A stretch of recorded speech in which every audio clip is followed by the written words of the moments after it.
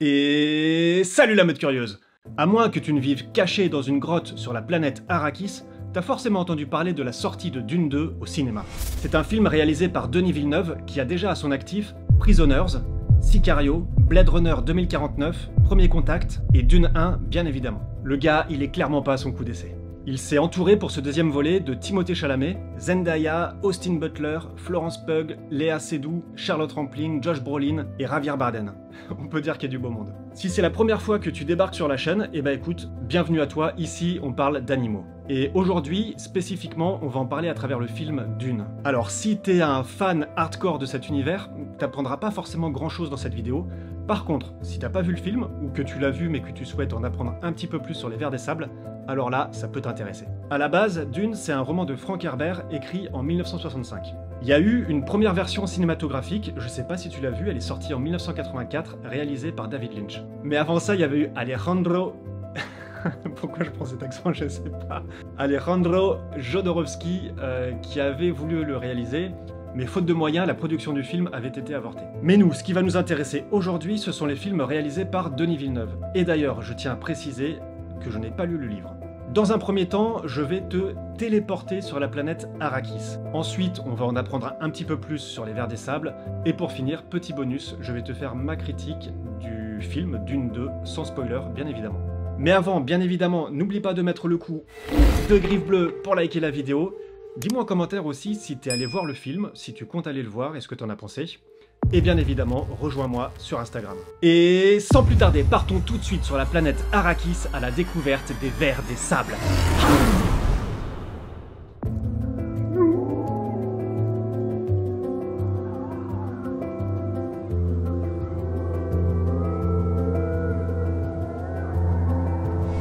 Nous sommes en 10191. Tu débarques avec ton chat sur la planète Arrakis, connue également sous le nom de Dune.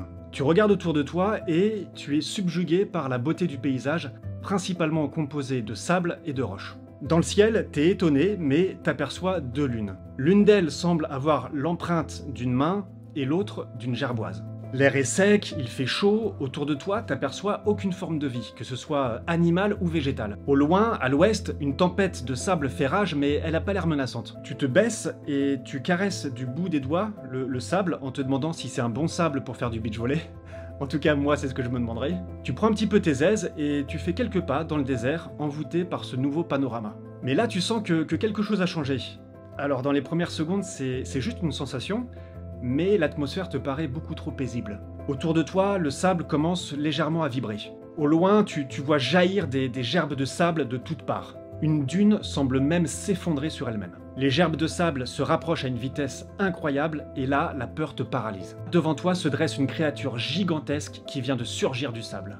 Un ver des sables de plusieurs centaines de mètres de long te fait face, prêt à te dévorer. Toi ou ton chat, hein, bien évidemment. Un Rams. Et là, tu te demandes comment cet animal a pu te sentir alors que t'étais à plusieurs dizaines de kilomètres. Ok, on respire, tout va bien, je viens de te décrire l'univers de Dune. En réalité, c'est Paul Atreides qui se rend en 10191 sur la planète que tu viens de découvrir. C'est vraiment pas une planète anodine, elle est sous le contrôle de l'empereur, et c'est la seule où l'on peut trouver l'épice. L'épice, c'est une substance qui possède des vertus miraculeuses, comme prolonger la vie et offrir des pouvoirs psychiques qui permettent les voyages interstellaires. Et donc Dune, ça va être ça va être une lutte politique, une bataille entre différentes maisons, comme les Atreides et les Harkonnen, pour mettre la main sur cette fameuse épice et assurer la pérennité des siens. Mais, petit problème, il n'y a pas que l'épice sur cette planète. T'as pu faire déjà la connaissance d'une créature terrifiante, le ver des sables. Leur taille varie de 100 mètres à 400 mètres de long. Il paraît même que certains spécimens peuvent faire plus de 1 km de long. La bouche des mâles peut mesurer 80 mètres de diamètre. Pour te donner une idée, il pourrait engloutir facilement l'Arc de Triomphe.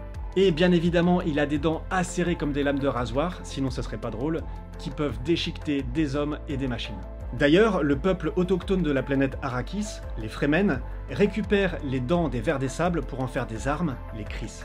Les Fremen considèrent les vers des sables comme des divinités et les surnomment Shai-Hulud. Mais on verra un peu plus tard pourquoi ils sont vénérés de cette façon. Ce sont des animaux qui craignent l'eau, et comme la nature est bien faite, la planète Arrakis est extrêmement sèche.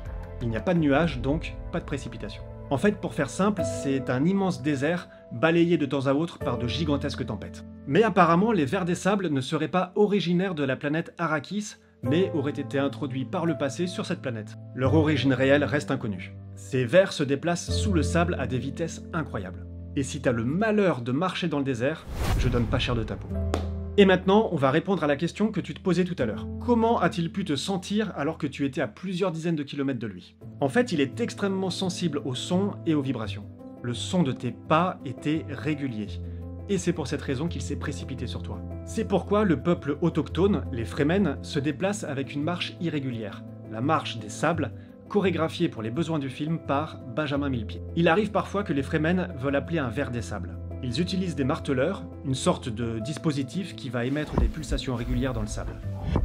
Ce son, il m'a d'ailleurs fait penser, et c'est peut-être une inspiration de Denis Villeneuve, au son des pas du T-Rex qui s'avance menaçant dans Jurassic Park. Petite parenthèse d'ailleurs, cette scène légendaire avec le verre d'eau, elle est magnifique d'un point de vue cinématographique, mais très largement exagérée. Le T-Rex, c'était un prédateur au sommet de la chaîne alimentaire, et pour chasser, il devait se faire discret. Tu te doutes bien qu'en faisant autant de vacarme, il n'aurait pas survécu bien longtemps. D'un point de vue anatomique, les vers des sables, ils ont des sortes d'écailles qui s'emboîtent les unes dans les autres et qui forment une gigantesque armure qui protège leur corps de l'abrasion avec le sable. Les Fremen, ils ont même réussi l'exploit de chevaucher ces vers géants.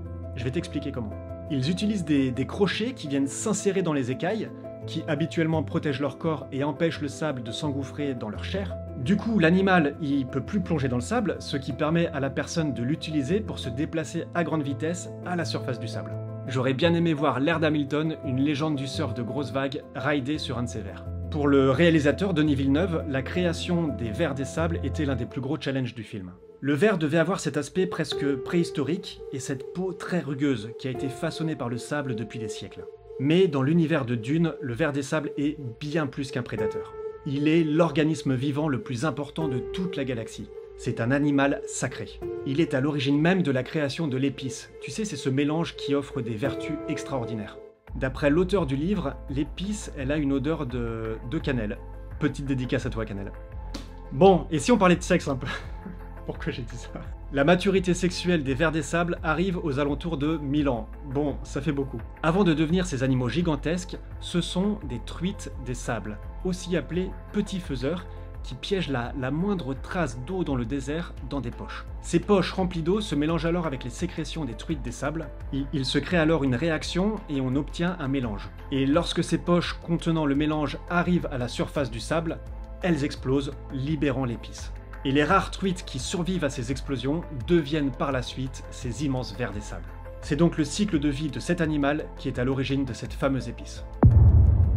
Alors le premier film de Denis Villeneuve, il n'avait pas réussi à m'embarquer complètement dans cet univers, et ce pour une chose principalement. Je trouvais que l'esthétisme y prenait l'ascendant sur l'histoire. Habituellement, je suis assez sensible à la photographie et à la mise en scène.